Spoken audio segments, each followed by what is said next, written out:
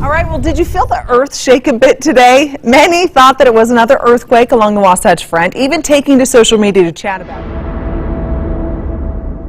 Earth's magnetic field protects us from things like solar radiation and charged particles from the sun, but it's gradually getting weaker, and scientists don't know why. Now, I imagine you know where the North Pole is, or at least you think you know where the North Pole is. Did you know, in fact, it has been moving and changed direction since the turn of the century? Well, I am, of course, talking about the magnetic north, not the geographic one, but that magnetic north does impact our GPS systems, compasses. Most compasses use Earth's magnetic field to tell us which way is north. The problem is the North Magnetic Pole has always had a hard time staying in one place. In fact, it was moving at the rate of 10 to 15 kilometers per year from the Canadian Arctic towards Siberia. Then in the 1990s, it started going 4 times as fast. I find it spectacular that, the speed increased that much in such a short period of time. Well, here's something that you don't see every day. Last Tuesday, the giantess geyser in Yellowstone Park roared back to life after a period of more than 6.5 years without erupting. The giantess geyser is located in the upper geyser basin of Yellowstone National Park. Yellowstone National Park is growing a new thermal area. MTN's John Shearer dropped by the park before it closed for the fall to check out this new hotspot that's way off the trail. This is a new thermal area that's really still developing. What you see here is an area where trees and other plants have been killed by high temperatures and caustic chemicals boiling up from underground. That's exactly what's happening in a new thermal area near Turn Lake. You could see places where the trees had fallen and the underside of the tree that's facing the ground was sort of scorched. Poland, Hungerford, and a few others flew near the new site by helicopter in August, then hiked in the final few miles. It was pretty, I felt an excitement, but also kind of a wonder that, here we are at this new place that has really not been described, at least by people on the ground. That is science speak, which means they were the first people to ever walk right up and see this new feature. You do have this sense of like, wow, this is new, and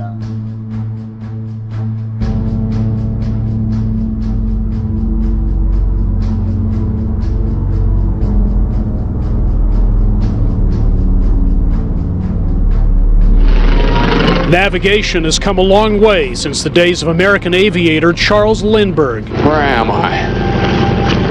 I could be anywhere from Iceland to the coast of Africa. Runway 10. But in this high-tech GPS-driven age, the compass remains an indispensable tool for pilots. About what exactly it is, this magnetic North Pole, and there was a lot of articles this time last year alarming us that it was moving more rapidly and changing direction, but hasn't it always moved? It seems to have started to speed up perhaps, and then it changed from heading in the direction of Canada towards changing to Siberia. Now, you have said that the movement is generated by the Earth's core, which is thousands of kilometers under our feet. But what impacts it? What do you see as the reason for this movement and switch in direction? So yes, it has moved since about 1860. It's moved about 2,500 kilometers. But in fact, the thing that's been quite interesting is that since the 1990s, it's really sped up very much, as you alluded to. And over time, airports have had to rename runways that were named for their magnetic heading. They've all had to renumber the runways because it's changed that much. The polar drift has even led to speculation that a weakening magnetic field might lead the north and south magnetic poles to flip spots. It's certainly a very complicated one. The Earth as a planet, as an entire system, is a very complicated arrangement of many things. The magnetic field itself. Okay, fascinating stuff. Dr. Brown, thanks so much for joining us live and giving us your insight into that magnetic North Pole, opening worlds for those of us that don't follow all these movements. Dr. Brown, they're coming to us live. Time right now, 6:55. A growing dent in Earth's magnetic field could impact satellites and spacecraft. And the spot is called the South Atlantic Anomaly. So scientists are also monitoring how the South Atlantic Anomaly could affect our own atmosphere. At least for now, NASA says it won't affect us here on Earth. Now this. The waters around the Antarctic Peninsula are not only home to unique marine animals, but also to their means of survival. They eat krill, a key species in the Southern Ocean's ecosystem. But all this is in danger of extinction. The science has been showing that Antarctica is particularly delicate, but also very important for the whole world. Why do you say that Antarctica is so important for the rest of the world? This current called the Humboldt current is actually a current that comes from the Antarctica, and it brings all this cold, rich water on microorganisms, but also very rich in oxygen because it's cold. So the current also creates a huge amount of life for a much bigger area than just Antarctica. The only way to actually have more fish even in the future, or to have life in this planet, is actually to protect some of those places that are key for the balance of this planet.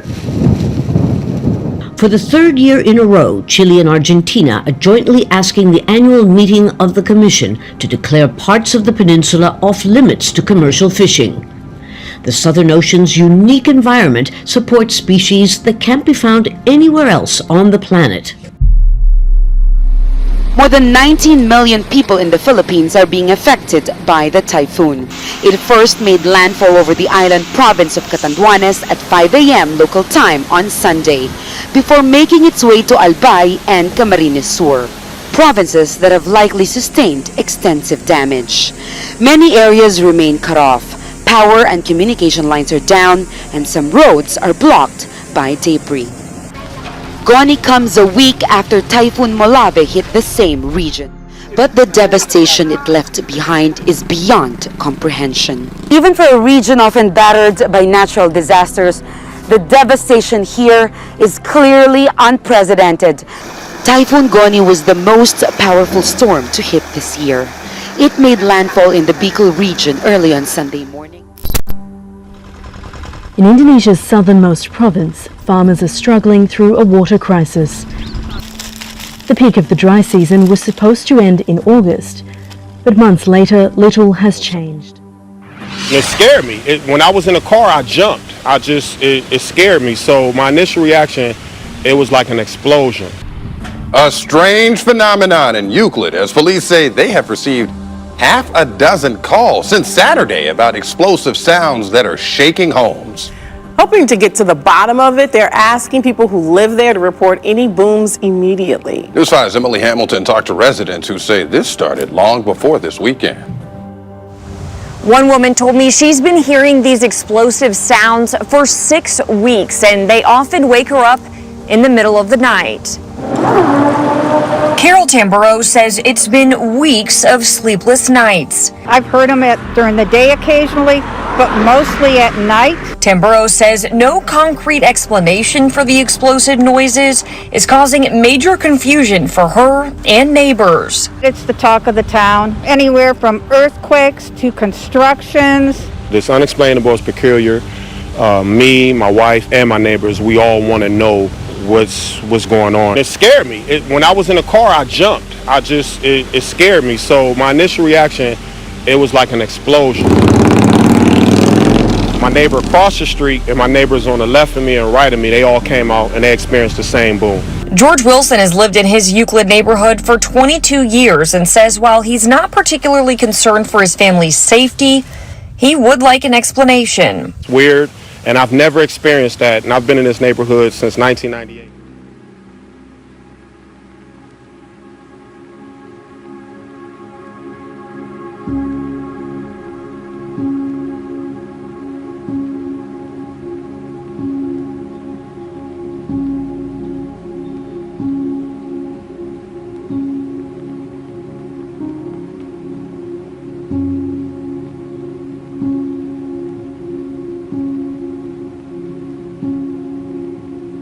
you.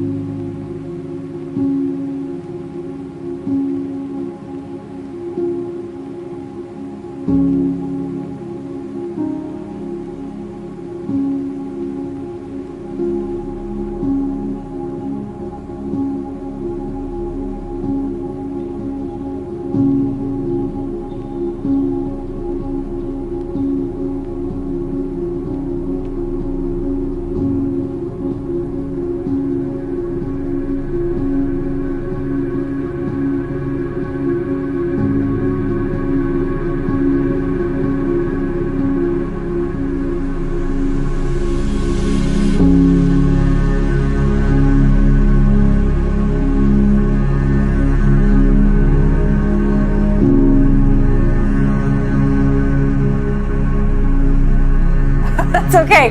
Hey, over the last 200 years, the European Space Agency reports that Earth's magnetic field has weakened by 9%. But there's an area where the problem is severe. It's called the South Atlantic Anomaly. What can you tell us about that? And what are the effects of this? So the region in question is from the northern portion of South America, stretching across the Atlantic into Africa. And the main problem is that the magnetic field of our planet is relatively weak there because the center of the magnetic field is set away from that region. But if the magnetic field weakens continuously, in fact, if the magnetic field turned off, that would really be bad news. As long as we have any measure of magnetic field, even a weakened field, it protects us in large measure from these dangers from space. It's if the magnetic field turns off that you and I really have a problem. Dr. Delaney, this sounds like a plot line from Marvel. Oh, I wish I could make it up. So troubling that scientists don't know why this is happening. This new thermal area is so deep in the backcountry, it took satellites to spot the telltale signs. The heat and carbon dioxide. But it emerged slowly, showing up in aerial and satellite photos over about 15 years. This is a new thermal area that's really still developing.